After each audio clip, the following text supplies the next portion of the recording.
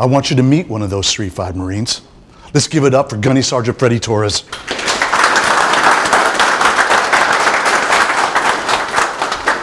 Three time! Hey, good afternoon. I appreciate you guys being here. I truly do.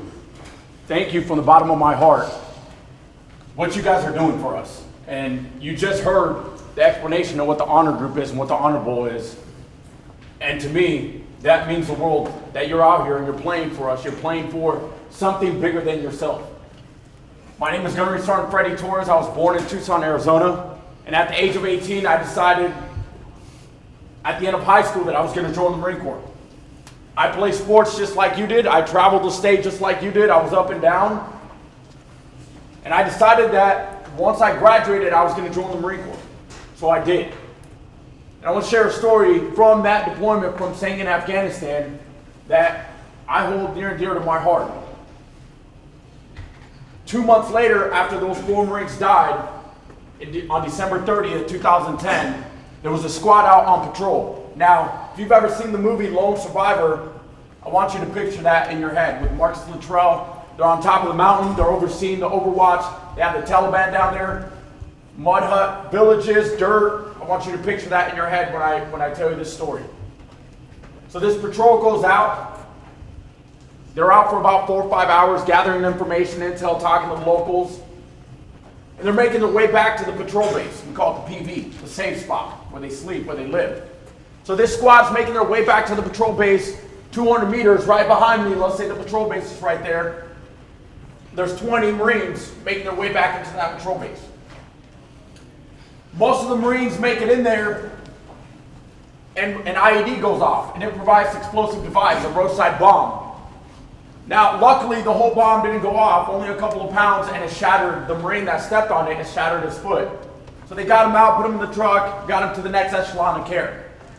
So because the whole IED didn't blow up, they had to go out there and blow the rest in place.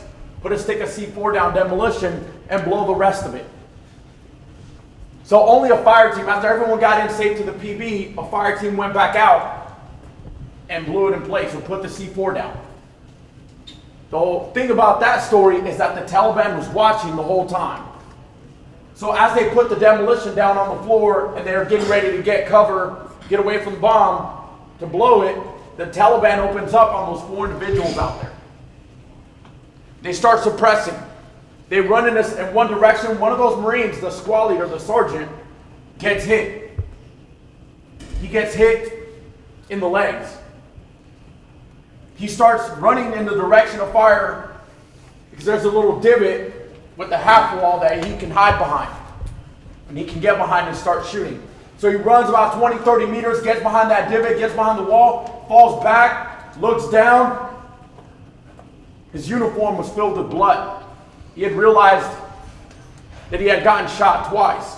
So here comes one of the other Marines that was out there. He comes over, starts ripping off his uniform, and he rips off his left side, and blood was gushing out from mortal artery hit. Starts patching him up, puts a tourniquet on. They call the quick reaction force, the QRF, the one that's at the base, to come out and pick him up, put him on a stretcher. And as the team is picking him up, the whole squad starts suppressing towards the Taliban. Now, here's this sergeant squad leader getting carried out, bleeding out. The other sergeant that's carrying him out in the corner is best friends with him. The one getting carried out picks up his hand and he says, "Tell my mom I love her and tell my boys I'm sorry." Tell my mom I love her and tell my boys I'm sorry were the last words that he said to his squad before they put him in the truck and got him out. Luckily, this Marine made it out. They got him to the helicopter, they got him to the next echelon of care. Eventually they made it down to San Diego. Balboa Hospital, down by downtown, was where he recovered.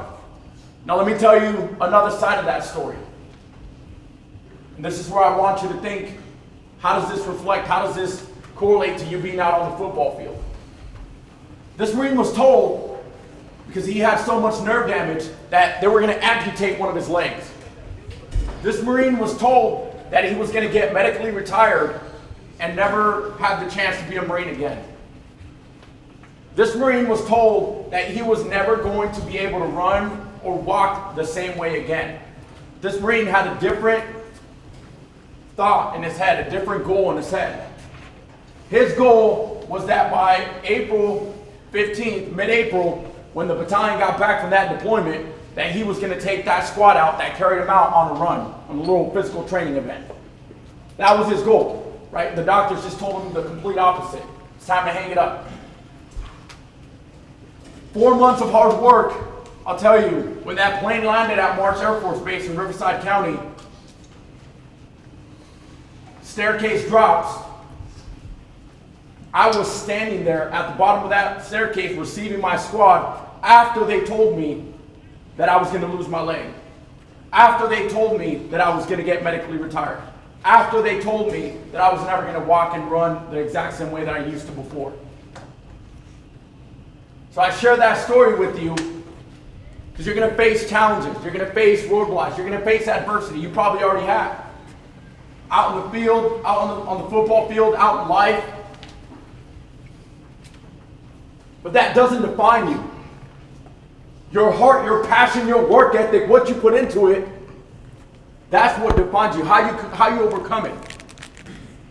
Because I can sit here and I could have collected retirement, I could have had an amputated leg, I could have chose the easy life, made money for the rest of my life and never had to work again, but I chose against that because I knew that at the age of 18, I wanted to be a United States Marine. I wanted to serve my country. And I'll close out with this. I say this to all my Marines or anybody that I have the opportunity to get in front of. Your physical, mental, and your character disciplines is what matters. Let me explain that to you. Your physical, your mental, your character. You have to be physically fit for what you do.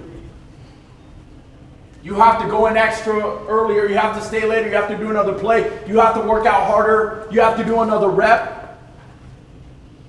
You have to be mentally fit to do what you do. Getting hit sucks. It's not easy. It hurts. Playing through the pain, it's not easy. It sucks. It hurts. Giving up some of your social life to do what you're doing, it sucks. It's not easy. But you have to be disciplined to be physically fit. Mentally fit. And then lastly, your character. How are you defined? Do you face adversity? Do you face struggles? Do you face a roadblock? Do you give up? Do you fail? Do you fail at something and let you become a failure? Because there's a difference between being a failure and failing at something. You can fail out there. But if you don't go back, re-attack, re-engage, learn from it, and do great with that fail, then you just became a failure. Don't be a failure. I used to say this was a warrior case study. They used to call it a warrior case study. It's not. This is my testament. This is God that worked through me and put me in this position. I used to think that it was that I trained my guys so good for combat that they executed so well that day. I was a fool. Because that's my testament. It's not a warrior case study. It was God working through me to get me to this position where I'm at right now, to share this story with you. And I'm so grateful to God for what He did for me and continues to do in my life. To be able to stand in front of you and share my story with you. Best of luck out there. Thank you for the opportunity. Thank you for what you do for us, for allowing us to do this for you. Good luck out there. Thank you. Gunnery Sergeant Freddy Torres.